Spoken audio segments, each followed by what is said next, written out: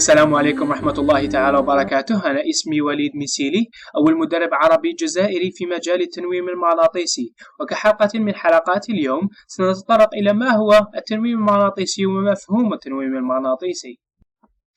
أولا، التنويم المغناطيسي هو حالة من التركيز الشديد وحالة من الاسترخاء.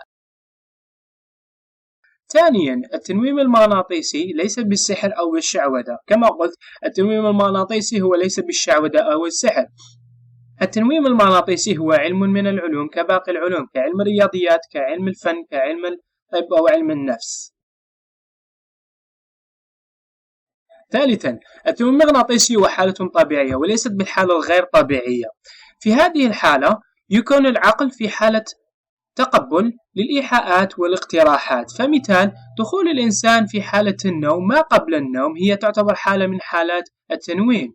في تركيز الإنسان في فيلم معين أو قراءة كتاب معين والتركيز في هذا الكتاب تعتبر من حالات التنويم المغناطيسي. فكلنا ندخل في هذه الحالات اليومية. رابعا، التنويم المغناطيسي هو ليس وسيلة للتحكم في عقول الناس. التنويم المغناطيسي هو ليس النوم كنوم الليل. التنويم المغناطيسي كما ذكرناه مسبقا هو حالة من الاسترخاء والتركيز الشديد. في هذه الحالة يكون المفعول به المنوم واعيا عما كل ما يدور بحوله، وإذا وقع أي مكروه إلى الفاعل المنوم، أي مكروه كسكتة قلبية أو مات، فإن المفعول به المنوم سيصحى من هذه الحالة، سيصحى من حالة التنويم المغناطيسي بإرادته.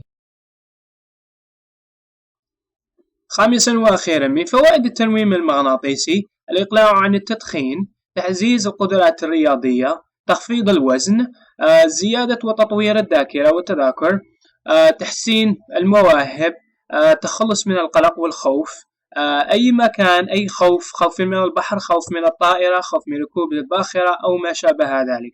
ففوائد التنويم المغناطيسي عديدة منها ولا تحصى.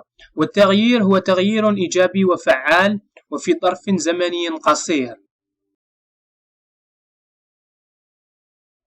لمزيد من الأسئلة والاستفسارات أو لورشات تدريبية وتعليمية حول التنويم المغناطيسي يمكنكم زيارة صفحتي على www.walidmisili.com. شكرا جزيلا على المشاهدة. كان معكم وليد ميسيلي، مدرب ومعالج بمجال التنويم المغناطيسي.